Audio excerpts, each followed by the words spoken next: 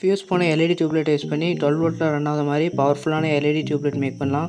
அதுக்கு ஃபியூஸ் போன LED tubelight எடுத்துக்கோங்க. அப்புறம் அதுக்குள்ளே இருக்க எல்இடி ஸ்ட்ரிப்பை ரிமூவ் பண்ணி எடுத்துக்கோங்க. இப்போ வந்து இதில் ஒரு எல்இடி ஃபியூஸ் ஆகிருக்கும். அந்த எல்இடியை கண்டுபிடிக்கலாம். ஒரு எல்இடி ஃபியூஸ் ஆகிட்டுனா அந்த செட்டே எரியாது. இது வந்து செக் பண்ணி எடுத்துக்கலாம் பேட்டரி யூஸ் பண்ணி. 3.7 வோல்ட் இருக்க மாதிரி பேட்டரி எடுத்துக்கோங்க.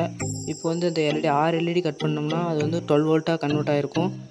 6 எல்இடியாக கட் பண்ணி எடுத்துக்கோங்க. இந்த மாதிரி நிறைய பீசஸ் கட் பண்ணி எடுத்துக்கோங்க. இப்போ வந்து அந்த எல்இடிக்கு மேலே இருக்க லேயரை சுரண்டி எடுத்துக்கோங்க. அந்த காப்பர் தெரியுத அளவுக்கு அப்படின்னா தான் சால்ட்ரிங் பண்ண முடியும். இதில் ஒரு எண்டு ப்ளஸ்ஸு இன்னொரு எண்டு மைனஸு. இப்போ வந்து 12 வோல்ட் பவர் சப்ளை கொடுத்து பார்க்கலாம்.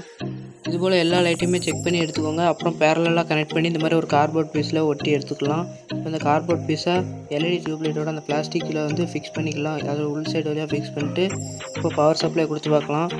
ஏசி பவரில் ரன் ஆகாத மாதிரியே நல்லா பிரைட்னஸ் இருந்துச்சு. ஃபுல் பிரைட்னஸ் இருந்துச்சு. ஒரு ரூம் அளவுக்கு வெளிச்சம் இருந்துச்சு. இதுபோல் இன்ட்ரெஸ்டான வீடியோஸ் பார்க்கணும் நம்ம சேனலை சப்ஸ்கிரைப் பண்ணிக்கோங்க. Full video link title click பண்ணி பாருங்கள்.